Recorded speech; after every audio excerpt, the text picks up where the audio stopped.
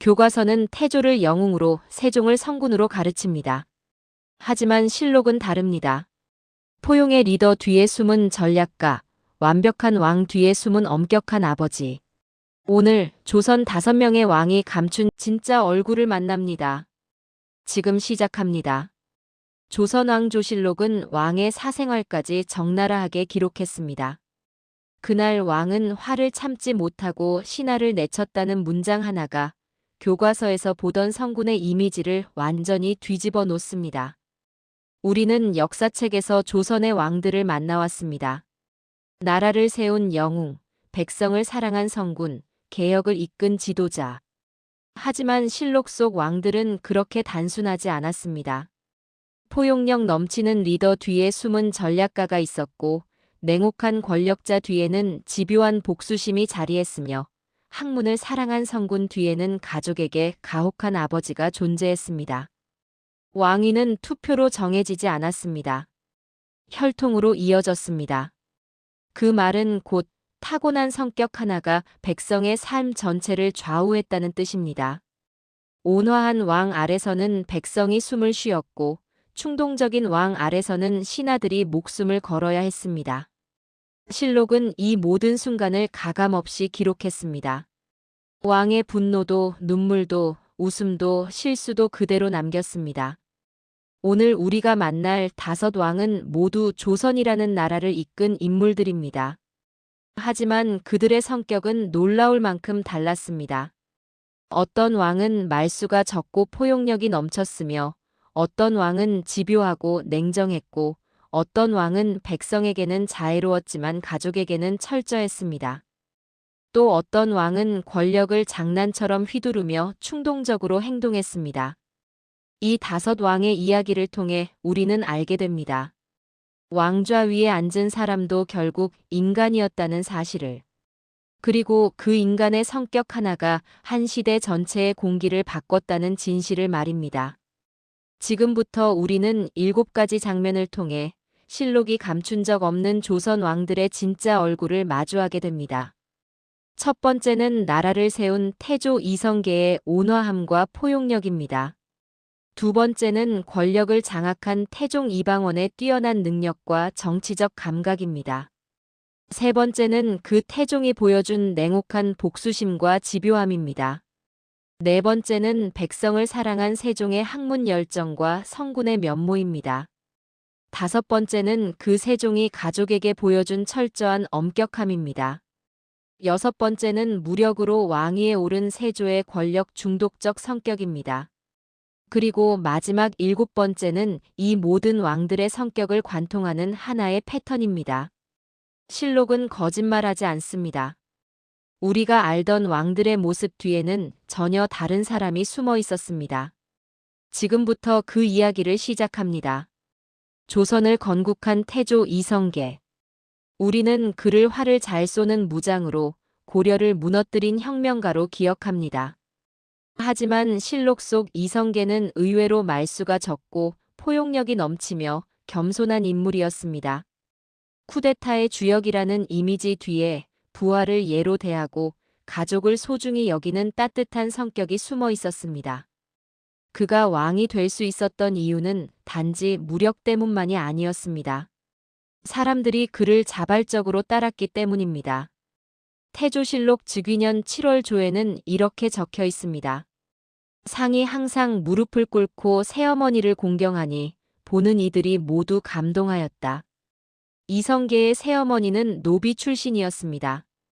당시 신분제 사회에서 노비 출신 계모를 극진히 모시는 것은 매우 이례적인 일이었습니다. 하지만 이성계는 늘 무릎을 꿇고 그녀를 대했으며 중요한 결정을 내릴 때마다 그녀의 조언을 구했습니다. 새어머니 또한 이성계에게 깊은 애정을 쏟았습니다. 이성계가 뛰어난 무예와 재능으로 주목받자 새어머니는 그에게 이렇게 조언했습니다. 내 재능이 너무 드러나면 시기를 받는다. 조금 숨기고 살아라. 이성계는 이 조언을 평생 잊지 않았습니다.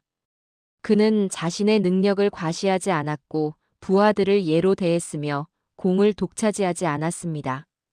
이런 성격이 사람들의 마음을 얻었고 결국 그를 왕위에 오르게 만든 힘이 되었습니다. 왕위에 오르던 날 한 문신이 이성계에게 직언을 했습니다. 민계라는 인물이었습니다.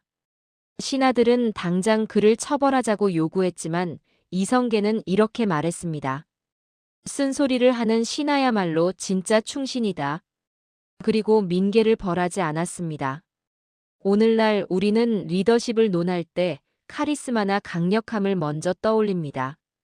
하지만 이성계의 사례는 진짜 리더십이 무엇인지 보여줍니다. 진정한 리더는 자신의 능력을 과시하지 않고 부하를 존중하며 쓴소리를 받아들일 줄 압니다. 이성계가 왕이 될 수 있었던 이유는 그가 가장 강했기 때문이 아니라 사람들이 그를 따르고 싶어 했기 때문입니다. 현대 조직에서도 마찬가지입니다. 권위로 억누르는 리더보다 포용력으로 이끄는 리더가 더 큰 성과를 만들어냅니다. 이성계가 위화도에서 회군을 결정했을 때의 일입니다. 당시 고려 조정은 명나라를 공격하라는 무리한 명령을 내렸습니다. 장마철에 압록강을 건너 대군을 이끌고 가라는 사실상 자살 명령이나 다름없는 지시였습니다. 병사들은 두려움에 떨었고 장수들은 혼란에 빠졌습니다. 그때 이성계가 조용히 말했습니다. 우리가 가야 할 곳은 명나라가 아니라 개경이다. 그는 회군을 결정했습니다. 혁명이었습니다. 하지만 이 순간에도 이성계는 혼자 결정하지 않았습니다. 그는 부하 장수들을 모두 불러 모았고 한 사람 한 사람의 의견을 들었습니다. 이 결정이 옳다고 생각하는가? 그대들이 따라줄 수 있는가? 장수들은 대답했습니다.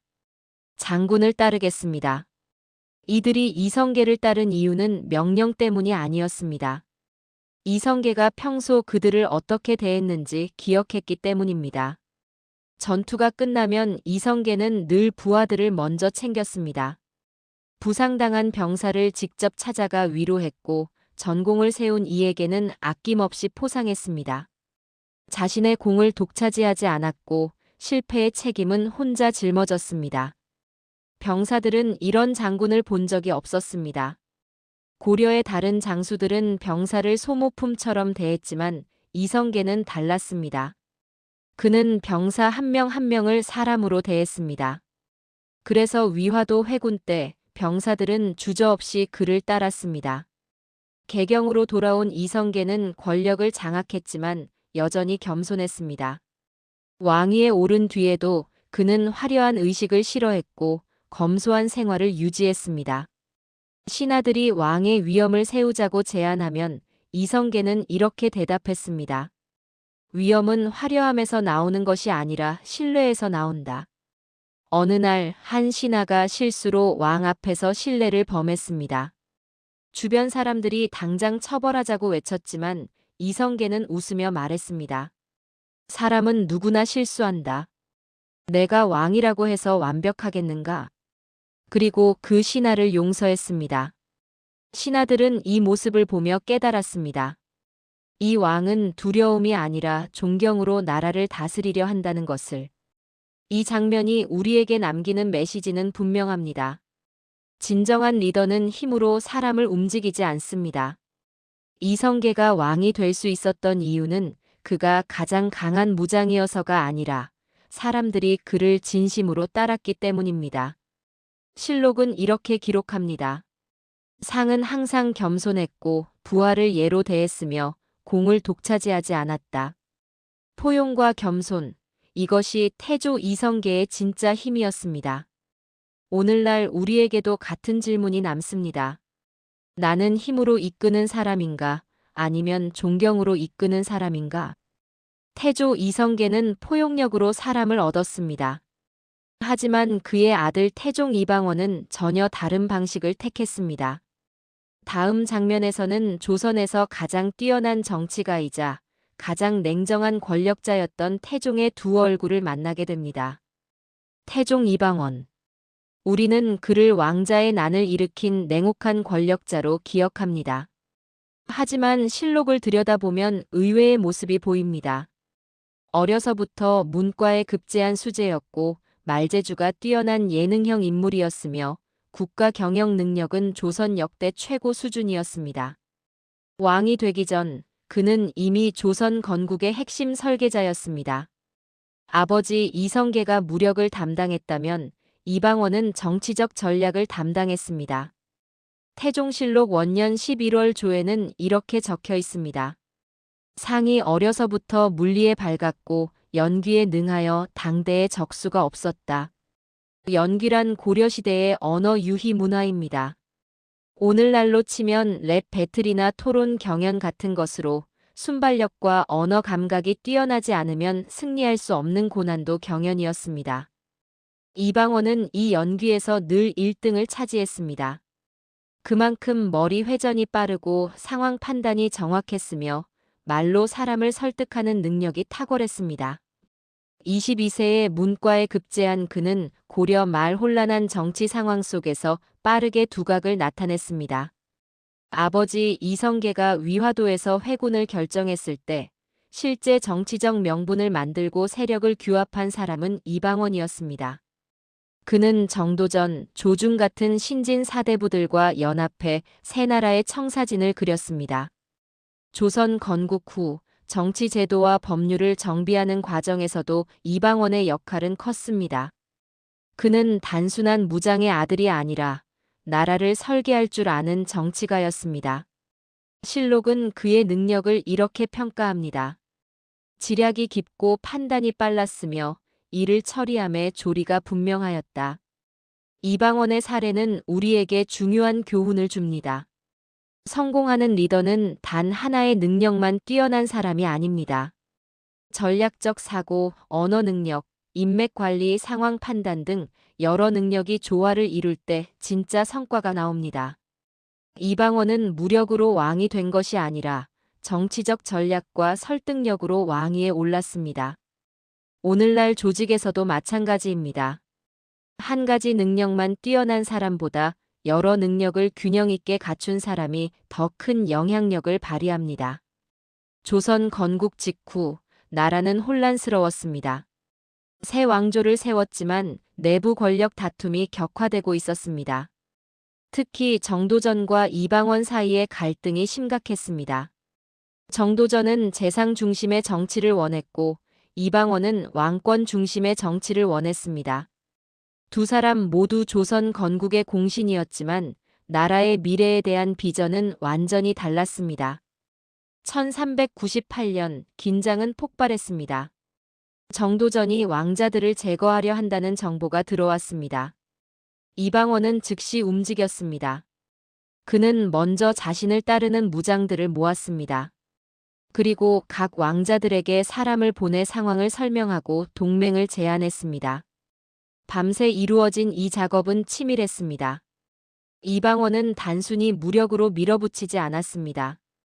그는 정치적 명분을 만들었습니다. 정도전이 왕실을 위협하고 있다는 명확한 논리를 세웠고 이를 신하들에게 설득력 있게 전달했습니다. 그날 밤 이방원은 정도전을 제거했습니다. 제1차 왕자의 난이었습니다.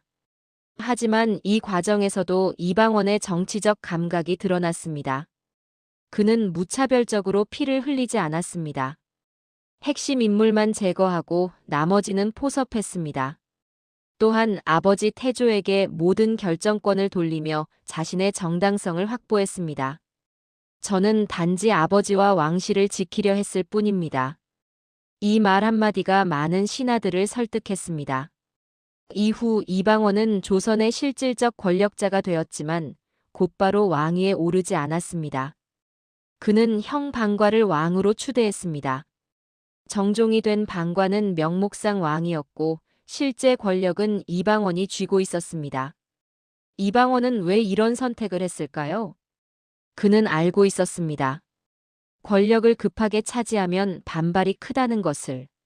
시간을 두고 명분을 쌓으면 더 안정적으로 왕위에 오를 수 있다는 것을. 2년 뒤 정종이 이방원에게 왕위를 물려주었을 때 아무도 반대하지 않았습니다. 이방원은 이미 모든 것을 준비해둔 상태였습니다. 제도를 정비했고 인재를 등용했으며 반대 세력을 제거하거나 포섭했습니다. 왕이 된 이방원은 즉시 개혁을 시작했습니다. 사병을 혁파하고 호패법을 실시하며 육조 직계제를 확립했습니다. 이 모든 개혁은 왕권을 강화하고 중앙 집권 체제를 완성하기 위한 것이었습니다. 신하들은 때로 반발했지만 이방원은 논리와 설득으로 밀어붙였습니다. 그의 말은 항상 명확했고 그의 논리는 틈이 없었습니다. 이 장면이 보여주는 것은 명확합니다. 태종 이방원은 단순한 권력자가 아니라 뛰어난 전략가이자 능력 있는 국가 경영자였습니다. 실록은 말합니다.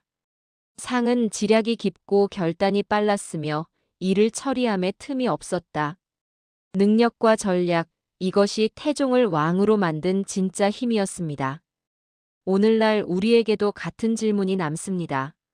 나는 한 가지만 잘하는 사람인가? 아니면 여러 능력을 균형 있게 갖춘 사람인가? 태종 이방원은 뛰어난 능력으로 왕위에 올랐습니다.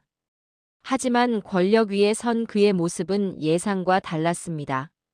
다음 장면에서는 태종의 또 다른 얼굴, 집요한 복수심과 냉정한 권력 운용을 마주하게 됩니다. 능력 있는 정치가 태종. 하지만 그에게는 또 다른 얼굴이 있었습니다. 한번적으로 판단한 사람은 끝까지 제거하는 집요함, 감정을 완전히 배제한 냉정함, 그리고 뒤끝이 무서울 정도로 긴 복수심이었습니다. 실록은 태종의 이런 면모를 숨기지 않고 기록했습니다. 권력 앞에서 그는 가족도, 친구도, 은인도 예외로 두지 않았습니다. 태종실록 8년 6월 조에는 이렇게 적혀 있습니다. 상이 민씨 형제를 제거하라 명하시니 왕비가 눈물로 간청하였으나 듣지 않으셨다. 이 기록은 태종의 가장 논란이 된 사건 중 하나를 담고 있습니다. 왕비 민씨의 친정 가문을 제거한 사건입니다. 태종의 부인은 민제의 딸이었고 민씨 가문은 조선 건국의 공신이었습니다. 태종이 왕위에 오르는 과정에서 민씨 가문은 큰 역할을 했습니다. 그런데 왜 태종은 자신의 처갓집을 제거했을까요? 권력 때문이었습니다. 민씨 가문이 외척으로서 권력을 키우자 태종은 이를 용납하지 않았습니다. 그는 왕권의 위협이 되는 모든 세력을 제거하는 것이 자신의 임무라고 생각했습니다. 왕비는 남편에게 울며 애원했습니다. 제 가족입니다. 아버지와 오빠들입니다. 하지만 태종은 냉정하게 대답했습니다. 나라가 먼저다. 가족은 나중이다. 결국 민씨 가문의 핵심 인물들은 제거되었고 일부는 자결을 명령받았습니다. 왕비는 깊은 상처를 입었지만 태종은 흔들리지 않았습니다. 더 충격적인 것은 그 이후였습니다. 태종은 자신의 새어머니 강씨에 대해서도 냉혹했습니다. 강씨는 태조의 계비였고 태종과는 직접적 혈연 관계가 없었습니다. 하지만 태조가 강씨를 총애하며 그녀의 아들들을 후계자로 삼으려 했을 때 태종과의 갈등이 시작되었습니다. 태종이 왕위에 오른 후 강씨는 실권을 잃었지만 여전히 태조의 부인이라는 지위를 유지하고 있었습니다. 그런데 강씨가 사망한 후 태종은 믿을 수 없는 명령을 내렸습니다. 강씨의 무덤을 파헤쳐 돌다리로 만들라는 것이었습니다. 사람들이 그 돌을 밟고 다니게 하라는 명령이었습니다. 신하들은 경악했습니다. 전하, 아무리 그래도 선왕의 부인이었습니다. 하지만 태종은 단호했습니다. 그녀는 나와 형제들을 해하려 했다. 용서할 수 없다. 태종의 이런 면모는 우리에게 불편한 질문을 던집니다. 능력 있는 리더가 반드시 따뜻한 사람일 필요는 없을까요? 목적을 위해 수단을 가리지 않는 것은 정당화될 수 있을까요? 역사는 태종을 업적은 위대하지만 과정은 잔혹했던 왕으로 평가합니다. 그는 조선의 기틀을 다졌지만 그 과정에서 많은 사람이 희생되었습니다. 오늘날 우리는 이를 어떻게 봐야 할까요? 목표 달성을 위해 인간성을 포기해도 되는가? 아니면 과정 속에서도 도덕성을 지켜야 하는가? 이 질문은 여전히 유효합니다. 태종 10년 한 사건이 벌어졌습니다. 왕비가 태종에게 후궁 문제로 불만을 표했습니다. 당시 태종은 여러 후궁을 두고 있었고 그중 일부는 왕비의 측근들과 갈등을 빚고 있었습니다. 왕비는 남편에게 조심스럽게 말했습니다. 전하, 후궁들이 지나치게 나서고 있습니다. 태종은 냉정하게 대답했습니다. 왕비가 신경 쓸 일이 아니오. 왕비는 더 이상 말하지 못했습니다. 하지만 이 대화 이후 태종은 충격적인 조치를 취했습니다. 왕비의 측근 20명을 한꺼번에 내쫓은 것입니다. 왕비를 보좌하던 궁녀들, 상궁들, 심지어 왕비의 친정에서 보낸 시녀들까지 모두 궁에서 쫓아냈습니다. 이유는 단 하나였습니다. 왕비가 후궁 문제에 관여하려 했다. 왕비는 말문이 막혔습니다. 자신이 단 한마디 했을 뿐인데 남편은 자신의 모든 측근을 제거해버렸습니다. 이것은 경고였습니다. 나의 결정에 이의를 제기하지 마라. 왕비라도 예외는 없다.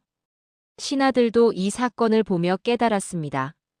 태종은 누구에게도 예외를 두지 않는다는 것을. 혈연도, 공신도, 왕비도 마찬가지라는 것을. 또 다른 사건도 있었습니다. 태종 14년 태종의 동생 중 한 명이 작은 실수를 저질렀습니다. 궁궐 예법을 어긴 것이었는데 사실 큰 문제는 아니었습니다. 신하들은 가볍게 경고하고 넘어가자고 제안했습니다. 하지만 태종은 달랐습니다. 왕족이라고 해서 법 위에 있는 것이 아니다. 그는 동생에게 엄중한 처벌을 내렸고 공개적으로 질책했습니다. 동생은 수치심에 고개를 숙였지만 태종은 흔들리지 않았습니다. 법은 모두에게 평등하다. 이 말은 명분상으로는 훌륭했지만 실제로는 공포를 만들었습니다.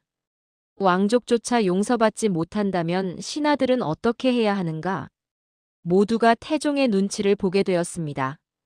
태종의 집요함은 시간이 지나도 사라지지 않았습니다. 10년 전, 20년 전의 일도 그는 잊지 않았습니다. 한번 자신에게 반대했던 사람은 나중에 아무리 충성해도 끝까지 의심받았습니다. 어떤 신하는 태종에게 이렇게 물었습니다. 전하, 그 사람은 이제 충성하고 있습니다.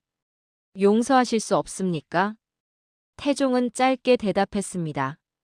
한번 배신한 사람은 다시 배신한다. 그리고 그 사람을 결국 제거했습니다. 이 장면이 남기는 메시지는 복잡합니다. 태종 이방원은 조선을 안정시킨 왕이지만 그 과정은 냉혹했습니다. 실록은 이렇게 기록합니다. 상은 일을 처리함에 조금도 사정을 두지 않았고 한번 결정하면 돌이키지 않았다. 집요함과 냉정함, 이것이 태종의 권력 운용 방식이었습니다. 하지만 우리는 질문해야 합니다.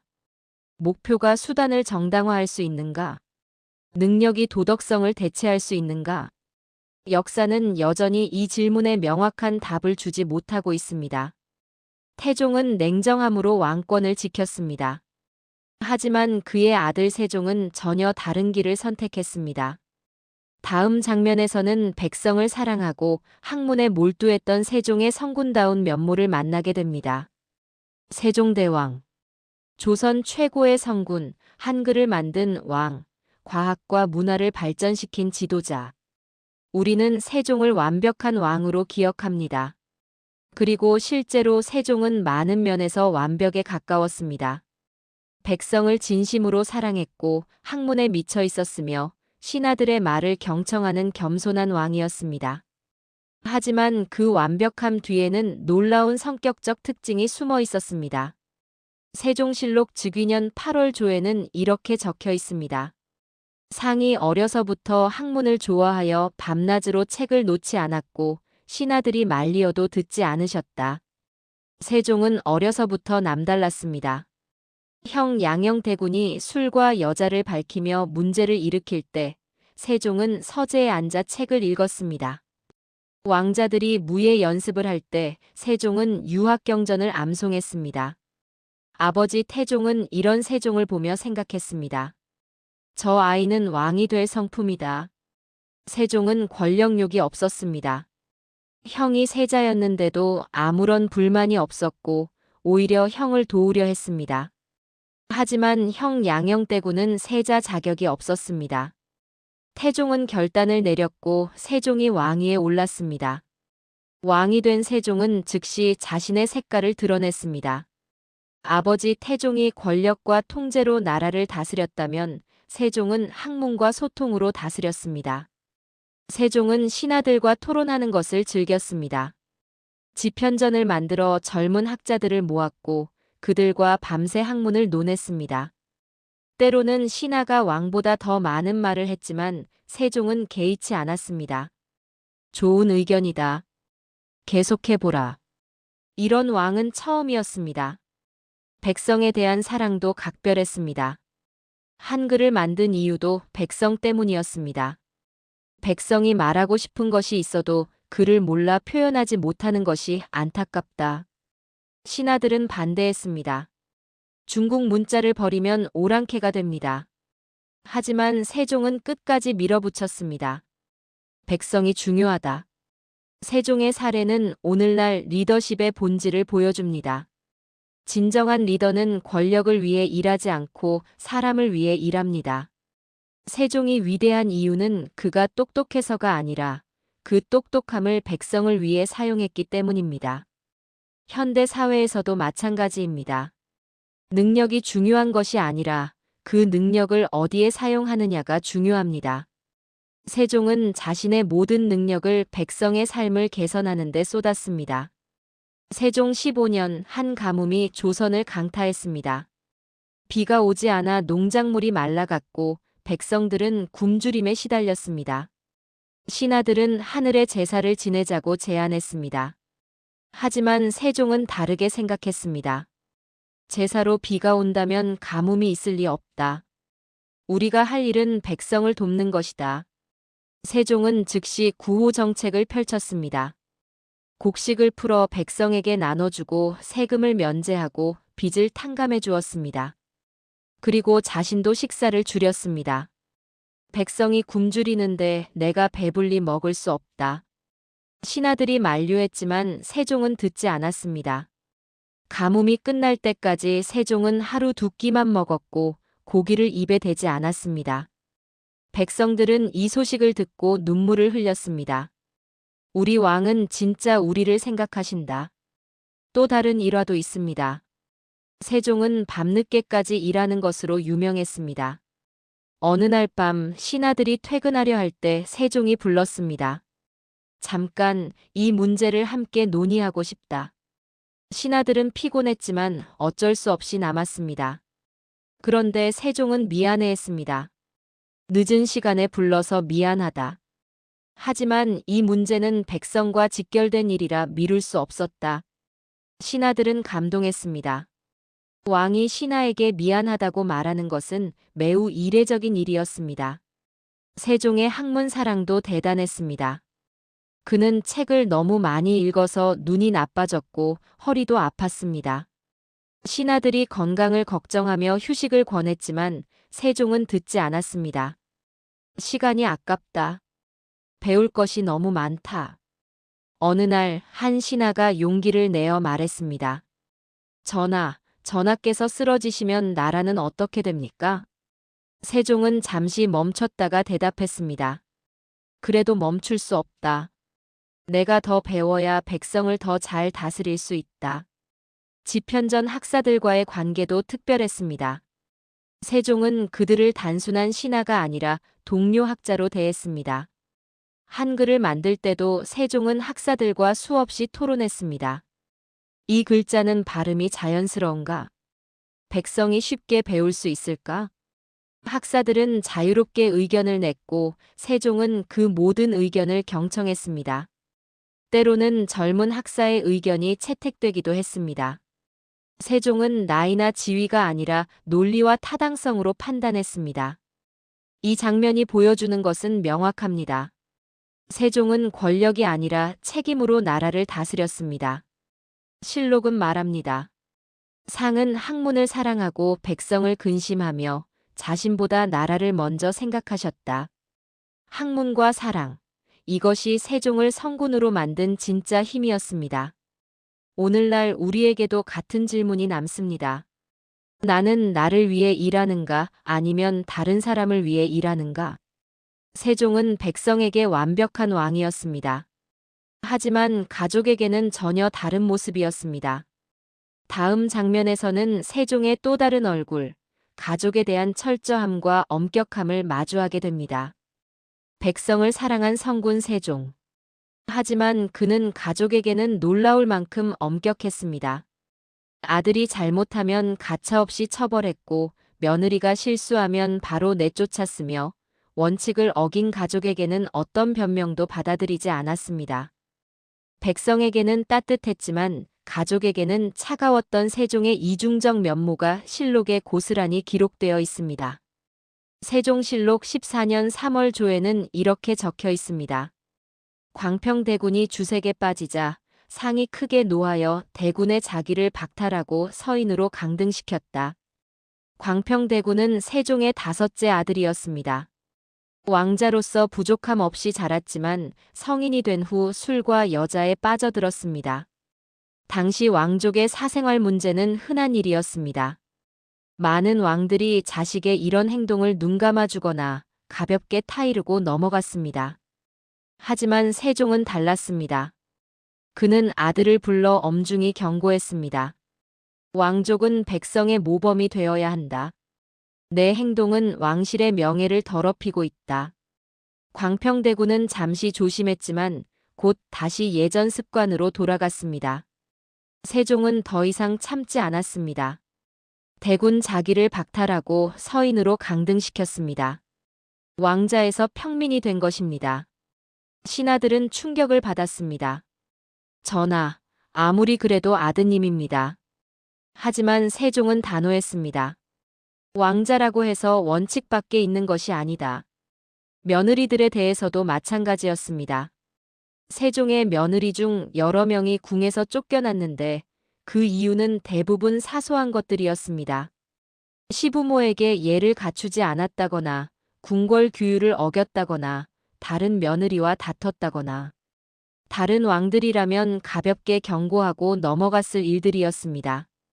하지만 세종은 용서하지 않았습니다. 왕실은 규율로 유지된다. 한번 예외를 두면 모든 것이 무너진다.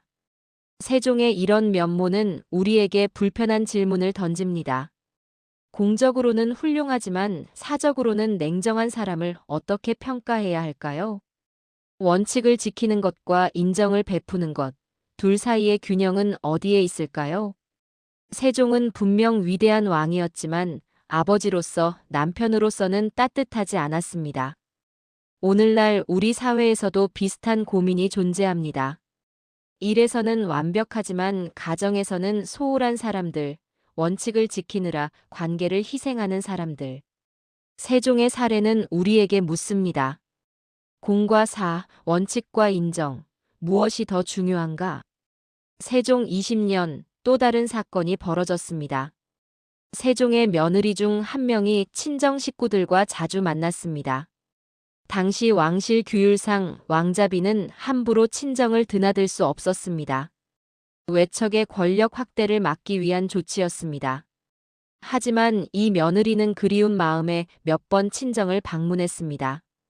세종은 이 사실을 알고 즉시 며느리를 불렀습니다. 규율을 어긴 이유가 무엇인가? 며느리는 눈물을 흘리며 대답했습니다. 부모님이 보고 싶어서입니다. 세종은 잠시 침묵했습니다. 그도 인간이었기에 며느리의 마음을 이해했을 것입니다. 하지만 그는 냉정하게 말했습니다. 왕실에 들어온 순간 개인의 감정보다 규율이 우선이다. 궁을 떠나라. 며느리는 쫓겨났습니다. 왕자는 아버지에게 애원했습니다. 아버님, 제 아내입니다. 다시 한번 기회를 주십시오. 하지만 세종은 고개를 저었습니다. 한번 예외를 두면 다른 왕자비들도 똑같이 할 것이다. 나라의 규율이 무너진다. 이 사건 이후 모든 왕자비들은 세종을 두려워하게 되었습니다. 친정을 함부로 방문할 수 없었고 사소한 실수도 조심해야 했습니다. 왕실은 규율로 꽉 차게 되었습니다. 또 다른 일화도 있습니다. 세종의 형 양형대군은 세자 자리에서 쫓겨난 후 조용히 살고 있었습니다. 그런데 어느 날 양형대군이 술에 취해 궁궐에서 소란을 피웠습니다. 신하들이 조용히 형을 돌려보내려 했지만 세종은 이를 허락하지 않았습니다. 형님이라도 규율을 어기면 처벌받아야 한다. 세종은 형을 불러 공개적으로 질책했습니다. 양형대군은 수치심에 고개를 숙였습니다. 신하들은 놀라움을 감추지 못했습니다. 형제 사이에도 이렇게 냉정할 수 있다니. 하지만 세종은 흔들리지 않았습니다. 형제라는 이유로 예외를 두면 왕실의 권위가 무너진다. 세종의 자녀 교육도 철저했습니다. 왕자들은 새벽부터 공부해야 했고 게으름을 피우면 가차없이 벌을 받았습니다. 어느 날 한 왕자가 공부를 게을리했습니다. 세종은 그 왕자를 불러 직접 회초리로 때렸습니다. 왕자는 울었지만 세종은 표정을 바꾸지 않았습니다. 왕자는 백성보다 더 많이 배워야 한다. 특권이 아니라 책임이다. 이 장면이 남기는 메시지는 복잡합니다. 세종은 백성에게는 자애로웠지만 가족에게는 원칙주의자였습니다. 실록은 말합니다. 상은 왕실의 규율을 철저히 지켰으며 가족이라도 예외를 두지 않았다.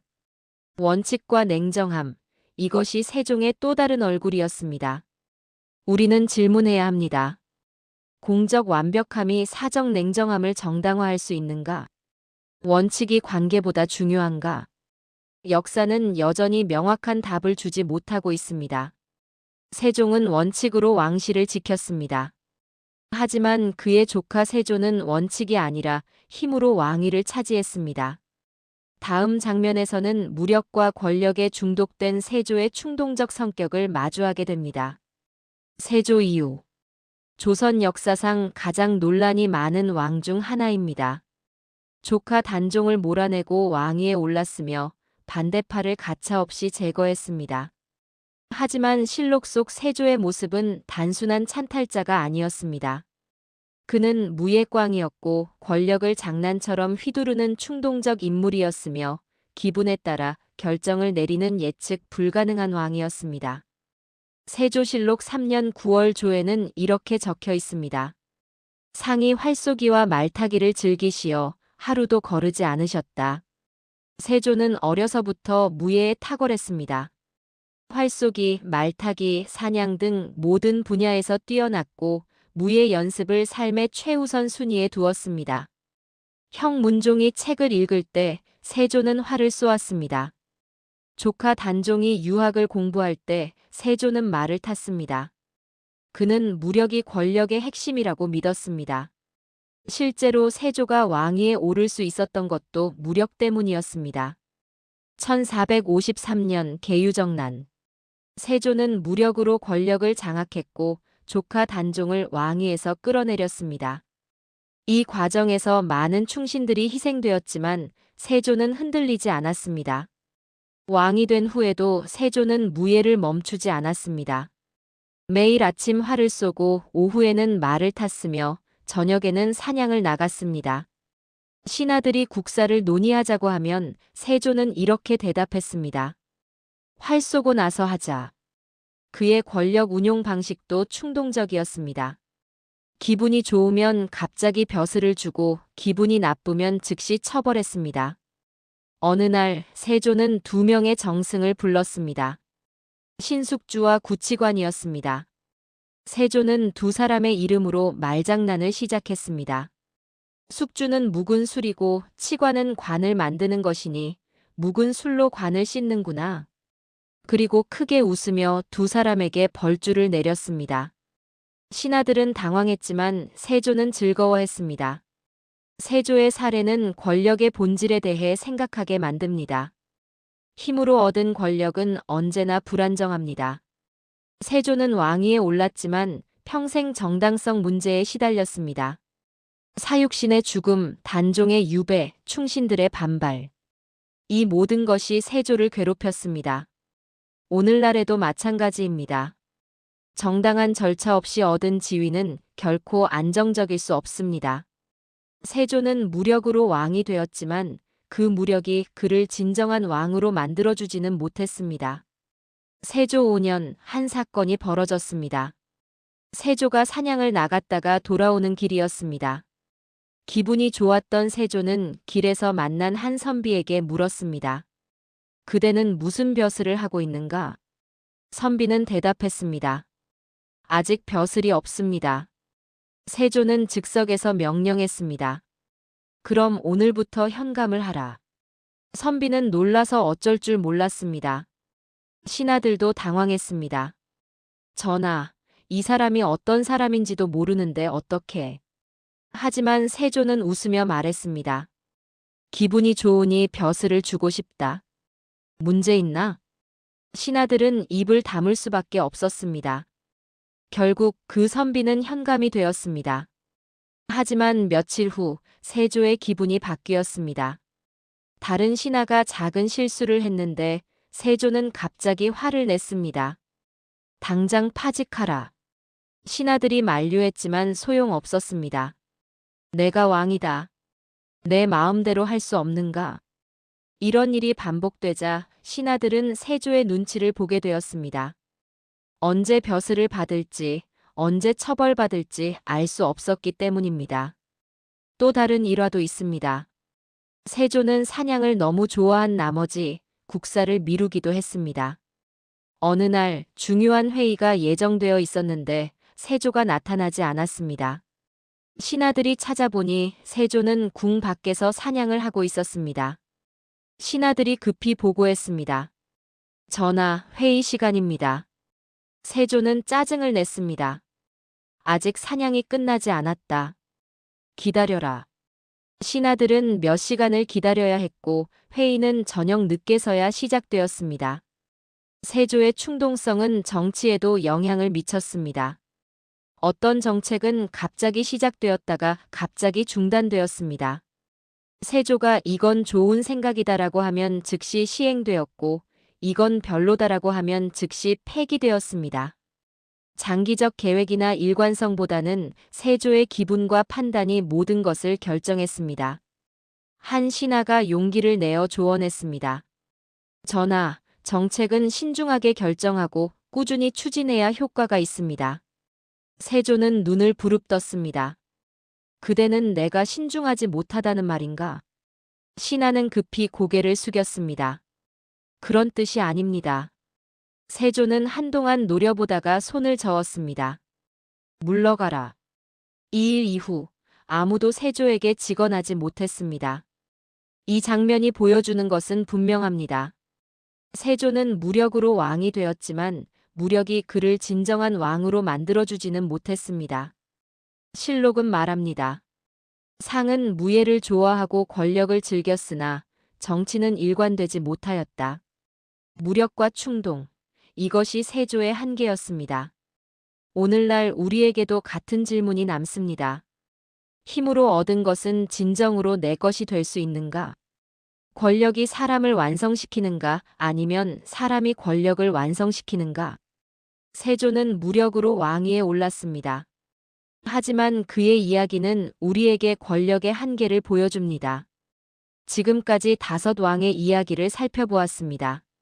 마지막 장면에서는 이 모든 왕들의 성격을 관통하는 하나의 패턴을 발견하게 됩니다. 태조의 포용력, 태종의 냉정함, 세종의 완벽주의, 세조의 충동성. 각기 다른 성격처럼 보이지만 이들에게는 하나의 공통점이 있었습니다. 왕이라는 자리가 그들의 본래 성격을 극대화시켰다는 점입니다. 왕좌 위에 앉는 순간 그들의 장점은 더 빛났고 단점은 더 심화되었습니다. 실록을 통해 우리는 이 패턴을 명확히 볼 수 있습니다. 조선왕조실록 여러 왕의 기록을 종합하면 이런 문장이 반복됩니다. 왕의 성품이 곧 나라의 운명이 되었다.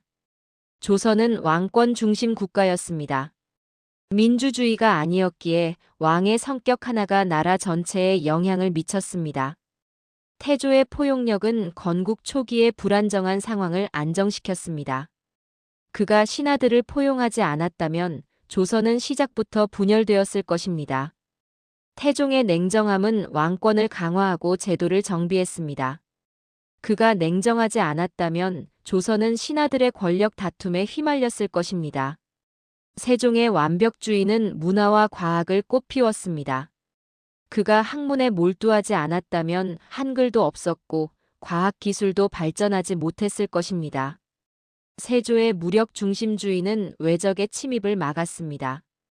그가 무예를 중시하지 않았다면 조선은 북방 민족의 위협에 무너졌을 것입니다. 결국 각 왕의 성격은 장점이자 단점이었습니다. 포용력은 때로 우유부단함이 되었고 냉정함은 때로 잔혹함이 되었으며 완벽주의는 때로 경직성이 되었고 무력주의는 때로 충동성이 되었습니다. 이 패턴은 오늘날에도 유효합니다. 리더의 성격이 조직 전체의 문화를 만듭니다. 포용적 리더 밑에서는 직원들이 자유롭게 의견을 내지만 때로 결단력이 부족해 보입니다. 냉정한 리더 밑에서는 일이 빠르게 진행되지만 때로 인간미가 부족해 보입니다. 완벽주의 리더 밑에서는 품질이 높아지지만 때로 스트레스가 높아집니다. 충동적 리더 밑에서는 빠른 변화가 일어나지만 때로 혼란이 생깁니다. 중요한 것은 자신의 성격을 아는 것입니다. 그리고 그 성격의 장점은 극대화하고 단점은 보완하는 것입니다. 조선 중기 한 대신이 역대 왕들의 성격을 분석한 글을 남겼습니다. 그는 이렇게 적었습니다. 태조께서는 포용력이 있으셨으나 때로 결단이 늦었다. 태종께서는 결단력이 있으셨으나 때로 지나치게 냉정하셨다. 세종께서는 완벽하셨으나 때로 사람을 너무 엄격히 다루셨다. 세조께서는 강력하셨으나 때로 일관성이 부족하셨다. 이 글은 당시 큰 논란을 일으켰습니다. 왕을 비판하는 것으로 받아들여질 수 있었기 때문입니다. 하지만 이 대신은 변명하지 않았습니다. 저는 왕을 비판한 것이 아닙니다. 다만 역사를 분석한 것입니다. 모든 사람은 장점과 단점을 함께 가지고 있습니다. 왕이라고 예외는 아닙니다. 이 글은 후대에 전해져 많은 학자들이 인용했습니다. 조선 후기 또 다른 학자가 이 패턴을 더 심화시켰습니다. 그는 조선 27명의 왕을 모두 분석하며 성격 유형을 분류했습니다. 포용형 태조, 정종, 냉정형 태종, 세조, 학문형 세종, 성종, 충동형 연산군, 광해군. 이 분류는 완벽하지 않았지만 하나의 패턴을 보여주었습니다. 왕의 성격이 시대를 만들고 시대가 왕의 성격을 요구한다는 것입니다. 건국 초기에는 포용력이 필요했고 제도 정비 시기에는 냉정함이 필요했으며 문화 발전 시기에는 학문이 필요했습니다. 하지만 잘못된 시대에 잘못된 성격의 왕이 오면 비극이 일어났습니다. 평화로운 시대에 충동적인 왕이 오면 혼란이 생겼고 위기의 시대에 우유부단한 왕이 오면 나라가 위태로워졌습니다. 현대로 돌아와서 한 경영학자가 조선 왕들의 성격을 기업 리더십에 적용한 연구를 발표했습니다. 그는 이렇게 결론 내렸습니다. 성공하는 리더는 모든 면에서 완벽한 사람이 아니다. 오히려 자신의 강점을 알고 극대화하며 약점을 보완할 줄 아는 사람이다. 태조는 자신의 포용력을 알았고 그것으로 건국을 완성했다. 태종은 자신의 냉정함을 알았고 그것으로 제도를 정비했다. 세종은 자신의 학문 열정을 알았고 그것으로 문화를 꽃피웠다. 중요한 것은 자기 인식이다. 이 장면이 우리에게 남기는 메시지는 명확합니다. 완벽한 성격은 없습니다. 다만 시대와 상황에 맞는 성격이 있을 뿐입니다. 실록이 우리에게 가르쳐주는 것은 이것입니다. 왕의 성품이 곧 나라의 운명이 되었다. 그러나 그 성품은 완벽함이 아니라 적합함에서 나왔다. 자기 인식과 상황 판단, 이것이 진정한 리더십의 핵심입니다. 오늘날 우리에게도 같은 질문이 남습니다. 나는 내 성격의 장점을 알고 있는가? 그리고 그 장점을 지금 상황에 맞게 사용하고 있는가? 지금까지 조선 5왕의 성격을 7가지 장면으로 살펴보았습니다. 태조의 포용력, 태종의 능력과 냉정함, 세종의 학문 사랑과 엄격함, 세조의 무력 중독, 그리고 이 모든 것을 관통하는 하나의 패턴. 실록은 이 모든 것을 숨기지 않고 기록했습니다. 이제 마지막 메시지가 남았습니다. 우리는 지금까지 조선 5왕의 진짜 얼굴을 만났습니다. 포용의 리더 태조, 냉정한 전략가 태종, 완벽한 성군이지만 가족에게는 엄격했던 세종, 무력에 중독된 세조. 각각의 이야기는 서로 다른 것처럼 보였지만 사실 하나의 진실을 가리키고 있었습니다. 왕좌 위에 앉은 사람도 결국 인간이었다는 것.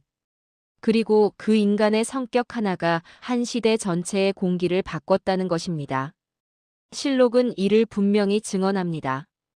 태조 때 기록은 말합니다. 상은 포용력이 있으셨다. 태종 때 기록은 말합니다. 상은 냉정하셨다. 세종 때 기록은 말합니다. 상은 학문을 사랑하셨다. 세조 때 기록은 말합니다. 상은 무예를 즐기셨다. 이 네 문장이 각 시대의 특징을 만들었습니다. 포용의 시대, 냉정의 시대, 학문의 시대, 무력의 시대. 백성들은 왕의 성격에 따라 숨을 쉬거나 긴장하거나 배우거나 두려워했습니다. 오늘날 우리에게 이 이야기가 주는 메시지는 무엇일까요? 첫째, 완벽한 리더는 없다는 것입니다. 태조도, 태종도, 세종도, 세조도 완벽하지 않았습니다. 각자 장점이 있었고 각자 단점도 있었습니다. 중요한 것은 완벽함이 아니라 자기 인식과 상황 판단입니다. 둘째, 성격은 운명을 만든다는 것입니다. 같은 상황에서도 다른 왕은 다른 선택을 했습니다. 태조는 포용으로, 태종은 냉정함으로, 세종은 학문으로, 세조는 무력으로 문제를 풀었습니다. 그리고 각각의 선택은 다른 결과를 만들어냈습니다. 셋째, 역사는 숨기지 않는다는 것입니다. 실록은 왕의 위대함만 기록하지 않았습니다. 약점도 실수도 인간적 면모도 모두 적었습니다. 그래서 우리는 500년이 지난 지금도 그들의 진짜 모습을 알 수 있습니다. 이 세 가지 교훈은 지금 우리의 삶에도 그대로 적용됩니다. 우리는 모두 불완전합니다. 하지만 우리의 성격이 우리의 인생을 만들고 있습니다. 그리고 우리가 남긴 선택과 행동은 언젠가 기록으로 남을 것입니다. 조선의 왕들처럼 말입니다. 그렇다면 우리는 어떤 기록을 남기고 싶습니까? 포용의 기록입니까? 냉정의 기록입니까? 학문의 기록입니까? 무력의 기록입니까? 아니면 이 모든 것을 균형 있게 갖춘 기록입니까? 실록이 우리에게 가르쳐주는 가장 중요한 진실은 이것입니다. 완벽한 사람은 없지만 적합한 사람은 있다. 그리고 그 적합함은 자기 자신을 아는 것에서 시작된다. 지금까지 조선 5왕의 진짜 성격을 7가지 장면으로 살펴보았습니다. 태조 이성계의 포용과 겸손, 태종 이방원의 뛰어난 능력과 냉혹한 복수심, 세종의 백성 사랑과 가족에 대한 엄격함, 세조의 무력 중독과 충동성, 그리고 이 모든 것을 관통하는 성격의 패턴까지. 우리는 이 이야기들을 통해 하나의 진실을 발견했습니다. 왕좌 위에 앉은 사람도 결국 인간이었고 그 인간의 성격이 한 시대의 전체를 만들었다는 것입니다. 실록은 이 모든 것을 숨기지 않았습니다. 왕의 위대함도 약점도 인간적 면모도 모두 기록했습니다.